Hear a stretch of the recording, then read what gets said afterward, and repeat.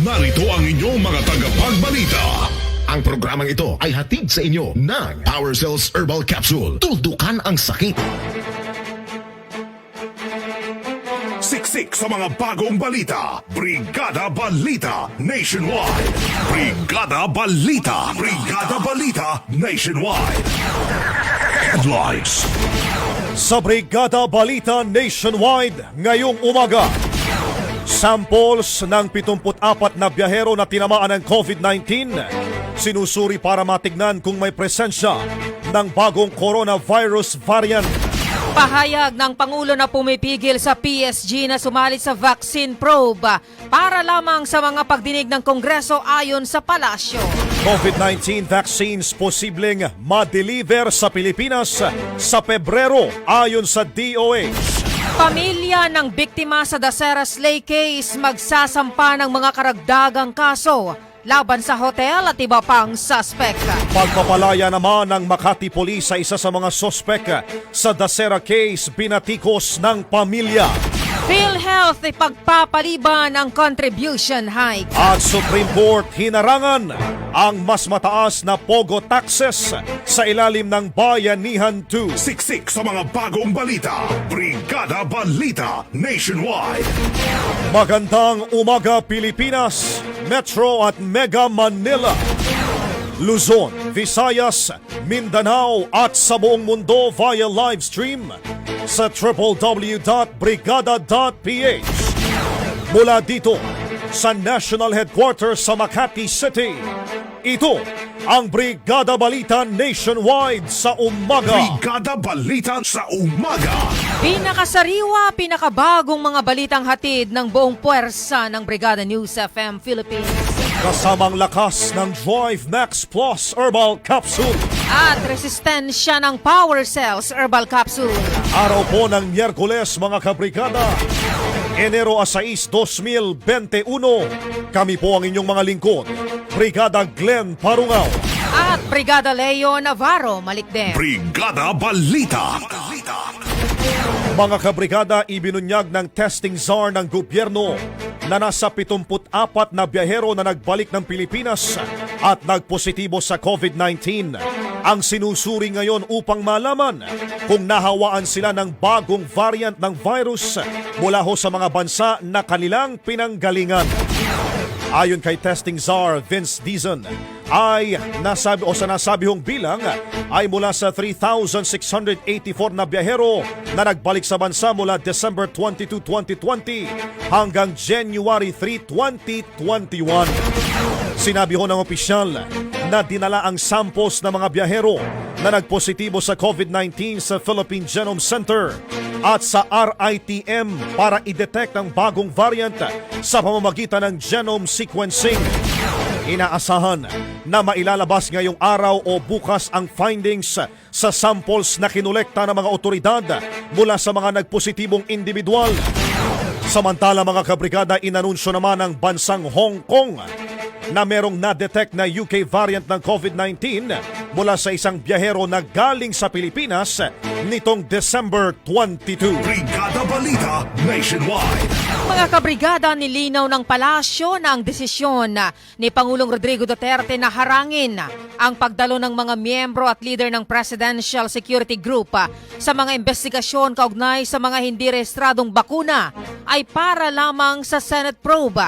Ayon kay Presidential Spokesperson Harry Roque, maaari pa ring magsagawa ng investigasyon ang iba't ibang mga ahensya tulad ng Food and Drug Administration, Bureau of Customs at ang National Bureau of Investigation. Ipinunto ni Roque na may executive privilege ang Pangulo na gumawa ng mga tamang desisyon kahit pa hindi ito paboran ng maraming tao.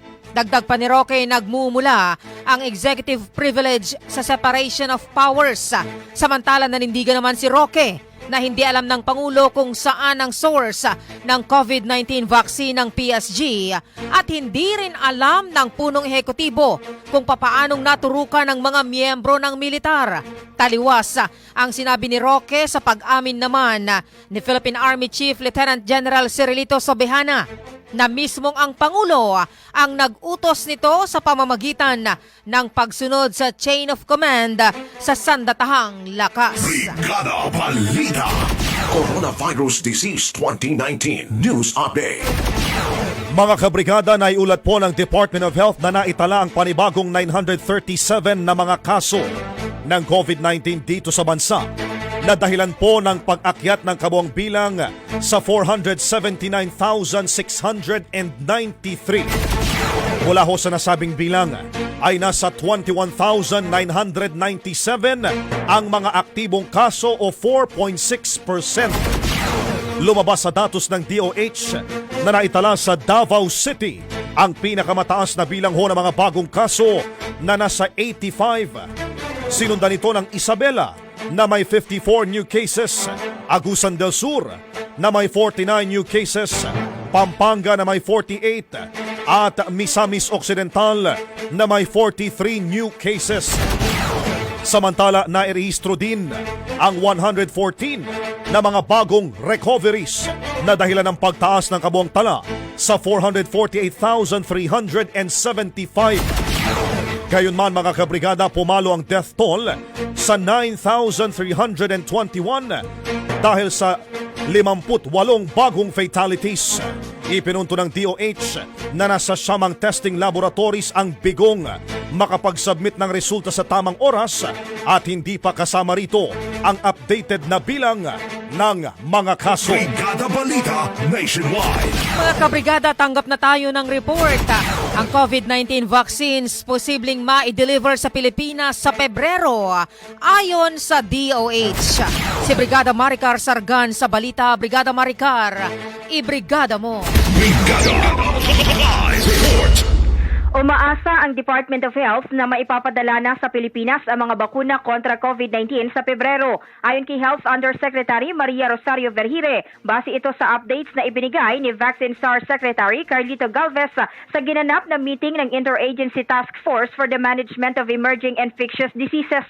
Sinabi ni Vergire na nasa 2 types ng bakuna ang maunang mai-deliver dito sa Pilipinas, habang ang Moderna at Pfizer naman ay darating sa bansa sa kalagitnaan pa ng 2021. Ipinunto ni Vergire na merong press conference si Galvez ngayong araw para talakayin ang mga detalye ng bakuna na darating sa bansa. Samantala, plano naman ng DOH na maglunsad ng information campaign para sa COVID-19 vaccine upang ipaliwanag kung bakit mahalaga para sa mga tao ang magpabakuna.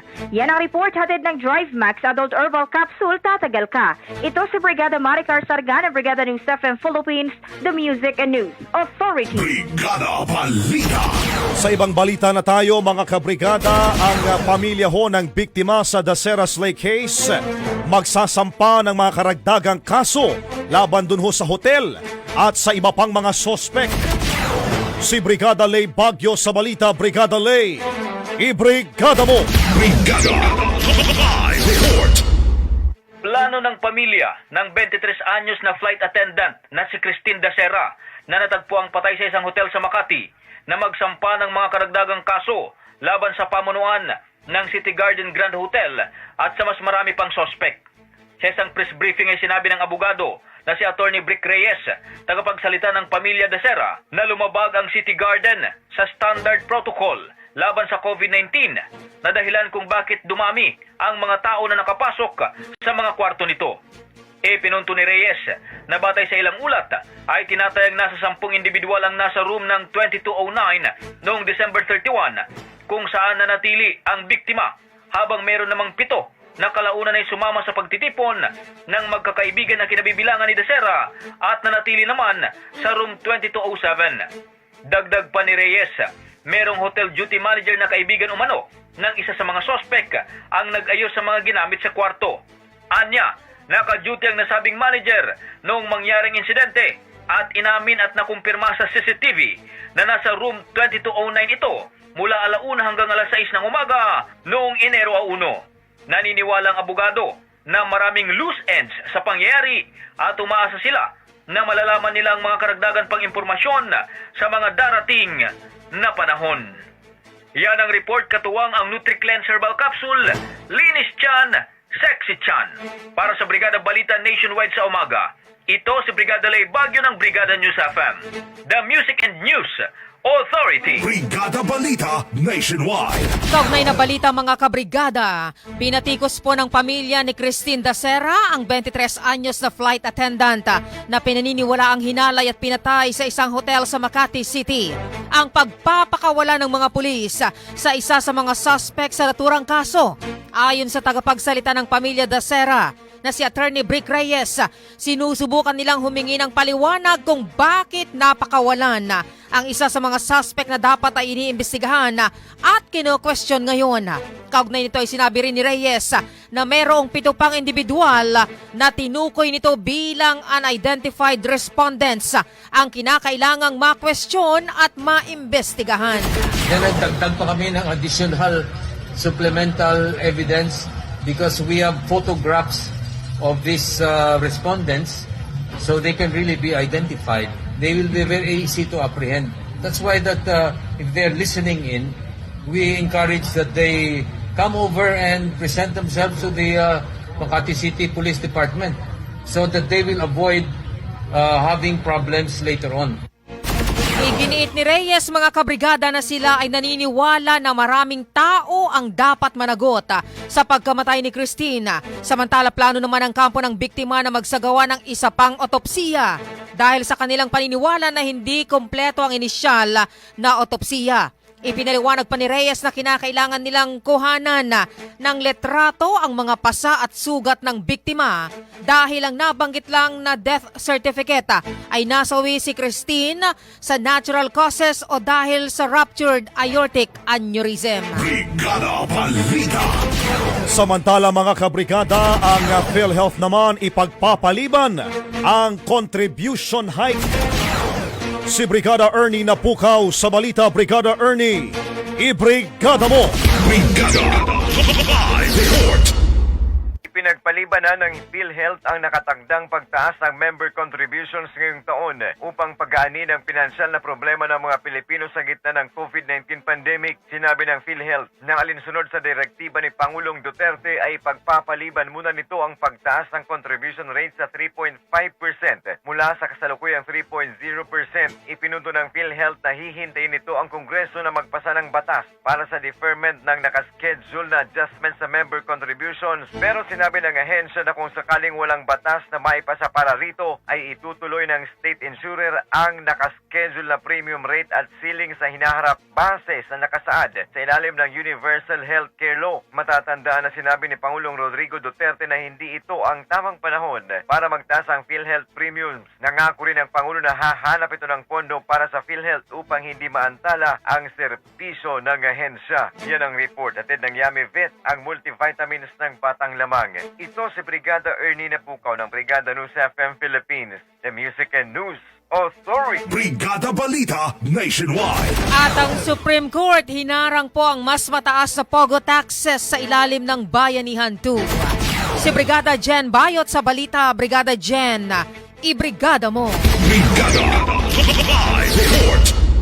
Nag-issue ang Korte Suprema ng temporary restraining order laban sa koleksyon ng mas malaking buwis mula sa Philippine Offshore Gaming Operator sa Pogo sa ilalim ng Bayanihan to Recover as One Act.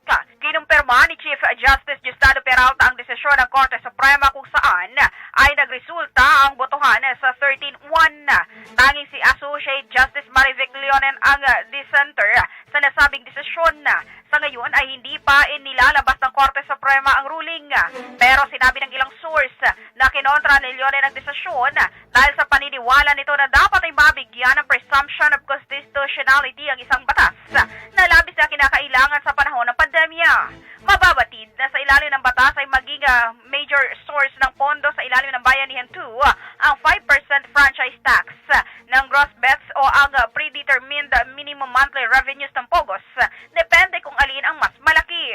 Matatandaan na sinabi ni Senate Minority Leader Franklin Drilon na tinatayang nasa 17.5 billion pesos ang nakokolekta ng gobyerno mula sa buwis ng Pogos. Yan ang report hatid ng Guard C. Calcium Ascorbate, katawang Healthy Achieve sa Guard C. Ito sa Brigada John Bayo at ang Brigada News of Philippines, the Music and News Authority. Brigada Balita. Brigada Balita Nationwide. Brigada Worldwide COVID-19 News Update. Brigada Worldwide COVID-19 News Update. Mga kabrigada, pumalo na po sa mahigit 86.1 million ang bilang ng mga naitalang COVID-19 cases sa buong mundo base po sa datos ng Johns Hopkins University. Makikita po sa website ng naturang universidad na umabot na sa mahigit 1.8 million ang bilang ng mga namatay, habang nasa mahigit 48.4 million naman ang mga nakarecover. Sa Estados Unidos, mga kabrigada, ay patuloy na umaakyat ang bilang ng mga kaso na ngayon ay nasa mahigit 20.9 million na po ang kabuuan. Pumapangalawa naman sa dami ang India na nasa mahigit ng 10.3 million at nakapagrehistro naman ang Brazil ng mahigit 7.7 million na mga kaso ng COVID-19. Brigada Balita Nationwide. Brigada Weather Update.